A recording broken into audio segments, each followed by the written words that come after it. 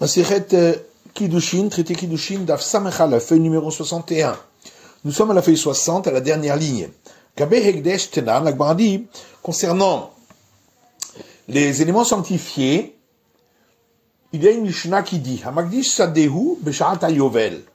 Celui qui sanctifie son champ, lorsque il y avait les règles du jubilé, donc au jubilé, il retournait à son propriétaire. Noten bezera homer serorim chamishim shekel kesef.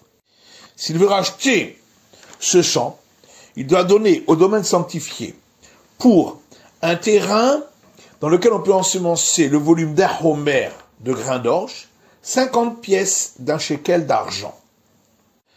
Hayunekarim amukim asarat tfahim. S'il y avait dans ce terrain des fossés d'une profondeur de 10 largeurs du poing, oslaim gevohim asarat tfahim, ou des rochers d'une hauteur de 10 largeurs du poing, en nimdadin aimma, ils ne sont pas mesurés avec le champ. Parot mikan nimdadin aimma, mais si la dénivellation était moins que cela, nimdadin aimma, ils sont comptés avec le champ. Vavinanba. Et on a posé là-dessus une question. Même si on va dire que, effectivement, avec le champ, ils ne peuvent pas être sanctifiés, pourquoi seraient-ils pas sanctifiés de par eux-mêmes? Tu vas répondre que s'il n'y a pas la surface dans laquelle on peut ensemencer un corps de graines d'orge, c'est pas considéré comme suffisant pour être sanctifié. Urminehu, là-dessus on objecte. Et à partir d'une braïta qui dit Sadé, c'est marqué dans le verset un champ. Matamou Lomar, pourquoi le verset le dit? Le fichier Neymar Zera Homer Seorim Bachamishim. Parce que le verset a dit, donc dans Lévitique, qu'on doit donner pour un terrain dans lequel on peut ensemencer un homer de grains d'orge, 50 pièces d'un shekel d'argent. Donc on aurait pu croire que c'est seulement dans le cas où il a sanctifié un terrain d'une telle surface. Mais dans une rabote l'éther, nous sait-on qu'on peut inclure également, si le terrain était suffisamment grand uniquement pour ensemencer un l'éther, qui est la moitié, vers Hatsi l'éther, ou un demi-l'éther, ou bien un CA, qui est un 30e d'un corps, ou bien un tarkav, qui est 3 caves, donc un demi-CA, vers Hatsi tarkav, ou un demi-tarkav, vers Vilorova, ou même un quart de tarkav, Minaïn, d'où sait-on que c'est sanctifié? Tamoud Lomar, c'est pourquoi le verset dit Sadé, un champ, pour dire Mikol Makom dans tous les cas. Alors, Amar Maroukva Bahama, Maroukva Bahama répond, ici nous parlons de fossés qui sont remplis d'eau. Mishum de la Benezri Aninhu, donc on ne peut pas y ensemencer, c'est pourquoi ils ne sont pas sanctifiés.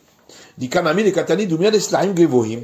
D'ailleurs, on peut apporter une preuve, puisque la Braïta, juste après, parle de rochers qui ont une hauteur de 10 largeurs du poing. Or, cela, on ne peut pas y ensemencer. Shmarmina, donc on a bien une preuve de là.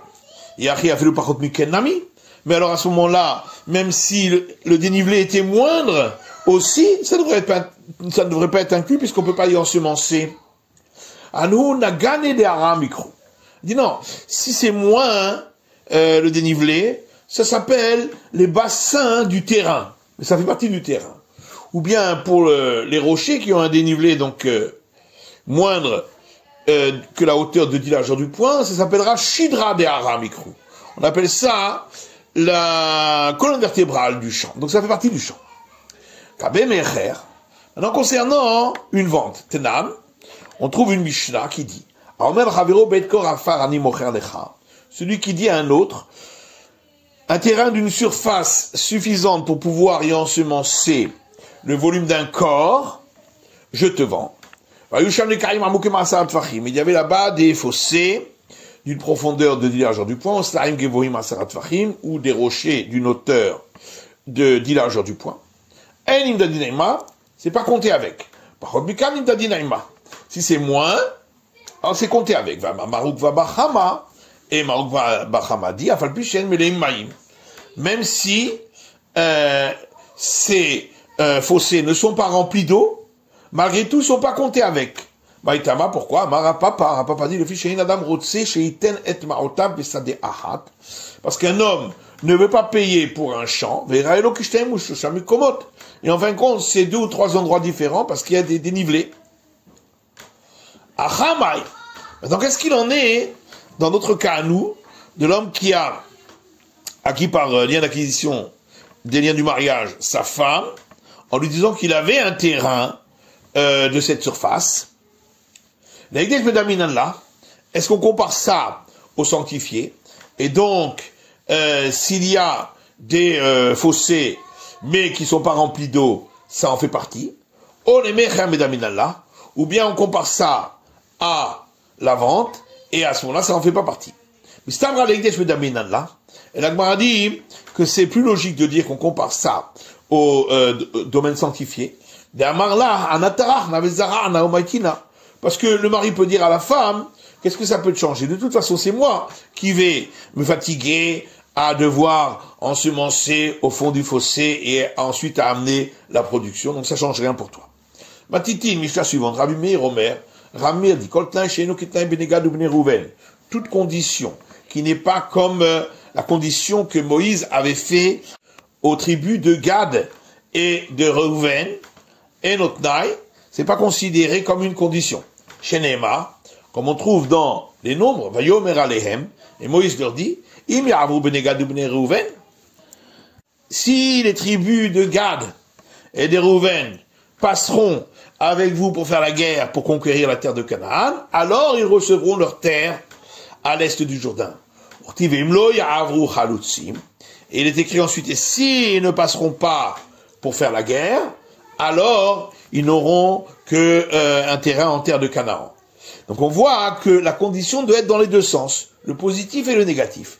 Et on déduit de là, pour toutes les conditions qu'on pourrait faire, que ça doit être également pareil. Rabbi Hanina ben Gamliel Omer, alors que Rabbi Hanina ben Gamliel lui dit, on ne peut pas déduire une règle pareille d'ici, parce que Moïse devait le dire dans l'autre sens.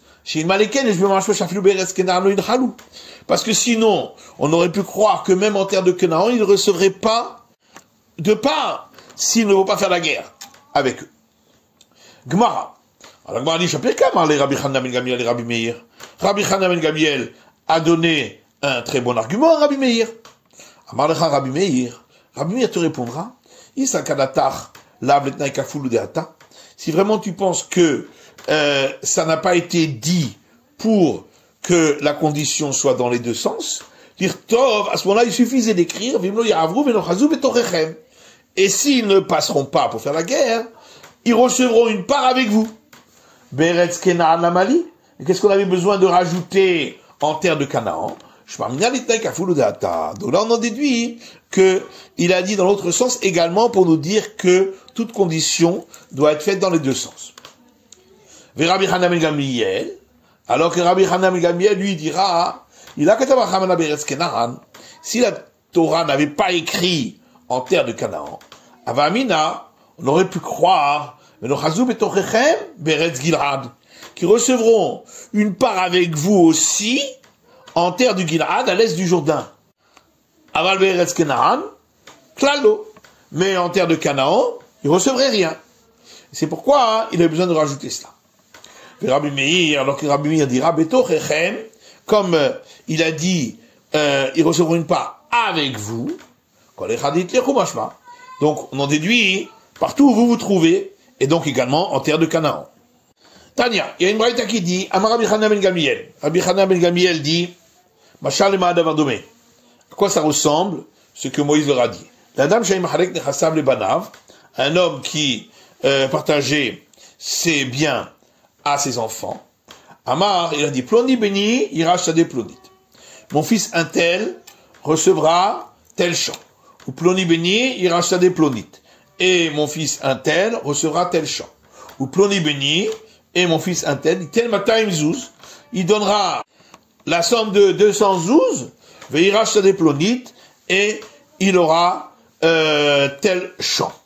Vimlo yiten, et s'il ne le donne pas, il recevra avec ses frères d'autres biens. Migaramlo, Qu'est-ce qui fait que s'il ne paye pas, il recevra quand même une part dans les autres biens avec ses frères? Kfelo Garamlo. C'est le fait que la condition a été dite dans l'autre sens. Donc c'est pas parce que toute condition doit être dite dans les deux sens, mais c'est pour cela que ça a été dit également, pareil, pour la condition que Moïse avait faite. Et la Gemara demande, voilà que l'exemple qui a été donné ne ressemble pas à l'enseignement de notre Mishnah. Parce que là-bas, Rabbi Hanina ben Gamliel dans la Mishnah a dit que si Moïse n'avait pas dit dans l'autre sens, on aurait pu croire qu'il ne recevrait même pas une part en terre de Canaan. Et donc ça veut dire qu'on avait besoin qu'ils le disent dans le sens inverse, non seulement pour la terre de Canaan, mais également pour la terre de Gilad, parce que sinon, pourquoi a-t-il dit même pas en terre de Canaan? Je crois que la terre de Gilad non plus. Alors qu'ici, il a dit qui c'est qui a entraîné qu'il puisse recevoir avec ses frères des autres biens. Kfelo Garamlo, c'est le fait qu'il a dit dans le sens inverse, la condition qui a entraîné cela. Donc ça veut dire que le fait qu'il le dise dans l'autre sens, c'est pour les autres biens, mais pas pour le champ en question, que là c'est évident qu'il recevrait avec les autres. Or, le champ en question correspond à la terre de Gilad, dans le cas de Moïse. Et la Gemara dit, c'est pas une question. La Mishnah parle avant que Rabbi Meir lui ait rétorqué que ça, on savait déjà qu'ils allaient recevoir en terre de Canaan parce que c'est écrit et ils recevront avec vous. Et donc avant cela, on pensait que selon Rabbi Hanina ben Gamliel, ils ne recevraient rien du tout. Ah, le bétar de Nemalé Rabbi Meir ben Ochazou, alors que la Braïta parle après que Rabbi Meir lui a dit, mais voilà que c'est déjà écrit qu'ils recevront une part avec vous.